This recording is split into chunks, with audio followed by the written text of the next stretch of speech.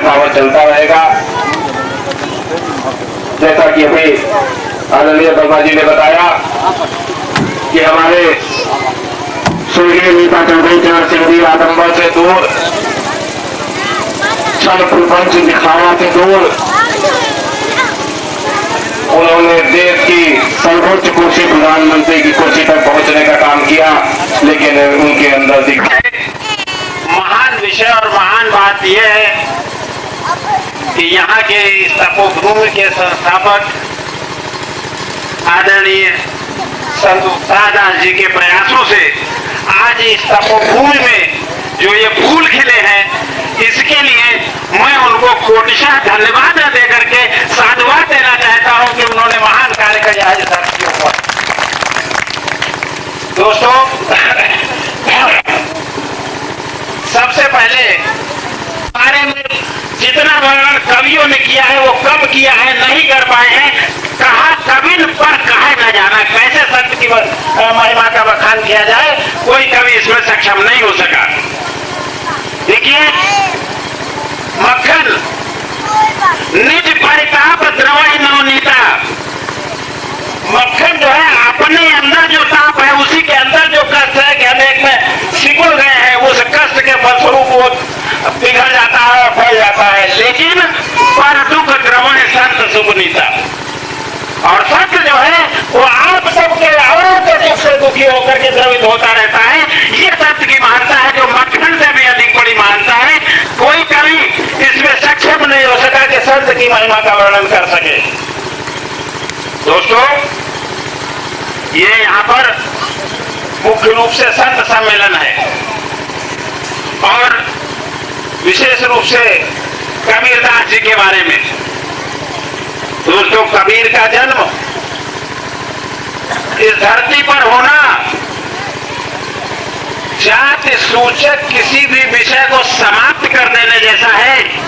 हर एक ने पढ़ा होगा, जिसने 4-5वें दर्जे तक भी पढ़ा है कि कबीर एक विधवा ब्राह्मणी के औलाद थे, विधवा ब्राह्मणी से पैदा हुए थे और लोक लज्जा के डर से वो एक लहरदारा तालाब के किनारे कबीर को छोड़ आई थी।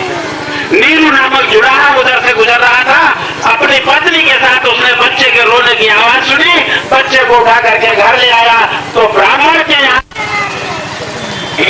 हमारे कार्यक्रम के संचालन कर रहे राकेश मुन्ना जी, वह प्रताप सिंह जी, साथ ही यहाँ के जिलाध्यक्ष बगावत जी, कमलेश वर्मा जी, कैलाश जी, चौधरी जी, हमारे जी तपोभूमि में सदगुरु विशाल जी का सानिध्य जुड़ा हुआ है, उनका प्रेम जुड़ा हुआ है, उनका खेती राजगुणों के साथ उत्साह जुड़ा हुआ है, आशीर्वाद जुड़ा हुआ है। उनसे ओत-प्रेत होकर के आप लगातार यहाँ बैठ करके लोगों के विचार सुन रहे हैं। आप धन्यवाद के पात्र हैं।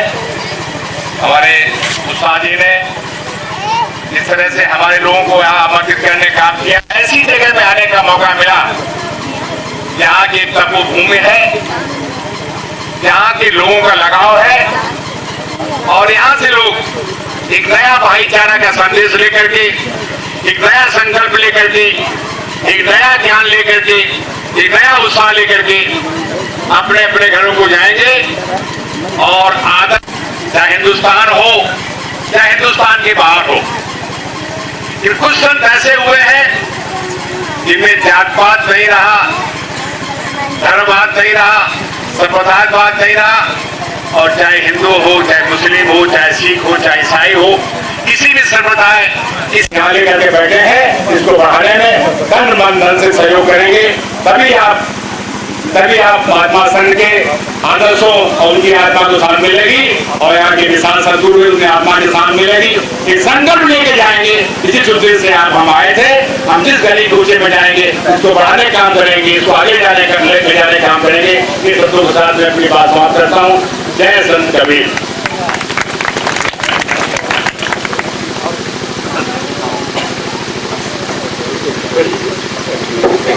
आए हुए अतिथियों का आप सभी लोगों की तरफ से धन्यवाद ज्ञापित करने के लिए मैं आपके बीच शिवकरण सिंह पटेल जी सादुल्लापुर के यहाँ पद से आके उनको बुलाना चाहूंगा।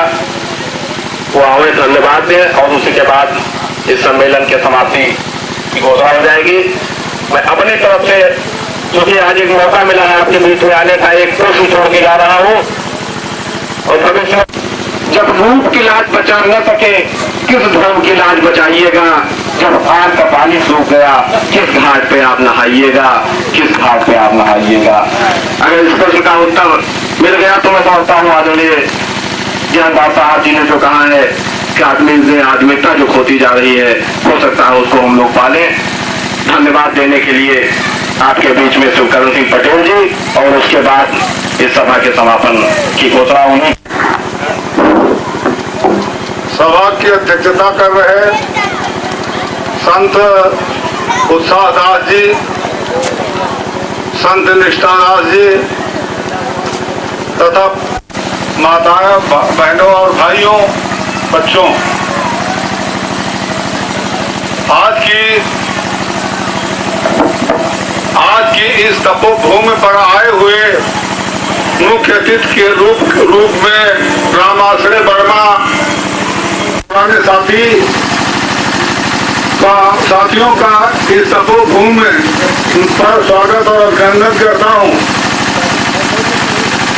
कुर्मी समाज में जन्मे, इसी तपोभूमि पर तपस्या की। जब उनके पास कुछ खाने को नहीं आता था तो पेड़ पत्तों के छहल पत्ते और रात फांक करके भी अपना जीवन चलाते थे। सच्ची निष्ठा से सद्गुरु तपस्या करने लगे। धीरे धीरे उनका प्रभाव आसपास के गांव में पहुंचा, फिर जिले में पहुंचा, फिर प्रांत में फैला, प्रांत के बाहर पूरे भारत में तथा पास के नेपाल तक भी उनके अनुयायी बने, शिष्य बने।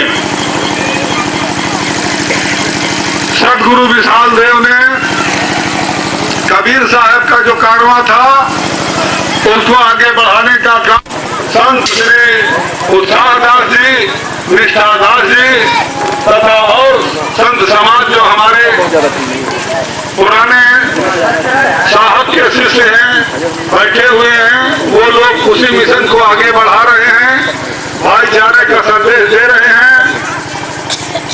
कबीर साहब के अनुसार मनुष्यों में जात पात नहीं होती है, मनुष्य की केवल एक। सदगुरु विशाल साहब के जीवन दर्शन पर, सदगुरु कबीर साहब के जीवन दर्शन पर मानवतावादी दृष्टिकोण को लेकर के समाज सुधार के संदर्भ में अन्यान्य सामाजिक बिंदुओं पर, नैतिक बिंदुओं पर, चारित्रिक बिंदुओं पर, मानवतावादी बिंदुओं पर प्रकाश डाला गया।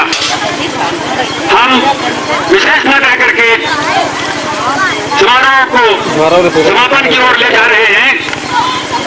इस सम्मेलन में माननीय सभी मंत्रीगण, अध्यक्ष महोदय तथा दूर दराज तथा निकट से बहुत ही कष्ट कर पधारे हुए श्रद्धेय संतगण तथा भक्त श्रद्धालु नर नारी, प्यारे बच्चों, सेवकों, श्रद्धालुओं और कृतज्ञता ज्ञापन करते हैं कि जो सबने कष्ट उठा करके इस संत विशाल तपोभूमि में आकर के उनके जीवन दर्शन उद्गारों से अभिभूत हुए और अपने जीवन को कृतकृत करने के लिए कृत संकल्प हो रहे हैं।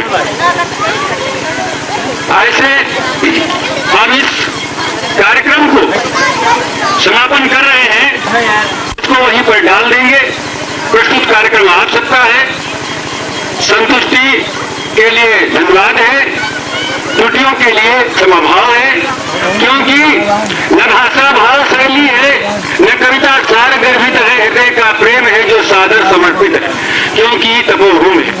इसलिए समापन कर रहे हैं। यहाँ प्रसाद रखा हुआ है, वितरण होगा तथा निकट और दूर दराज सभी से मैंने भोजन मनाया रखा हुआ है गांव वाले आश्रम पर, वहां पर चल करके भोजन करें और इसके बाद फिर जा सकते हैं। लेकिन हम जानते हैं कि कार्यक्रम में सभी बातें नहीं हो पाती, वहां 10 बजे पंगत हो गई थी, इसके बाद कार्यक्रम की रूपरेखा संवारनी थी, इसलिए हम सबसे कहते हैं कि वहां पर चल करके भोजन ग्रहण करें और तब जाएं। यहाँ पहले प्रसाद ले, इसके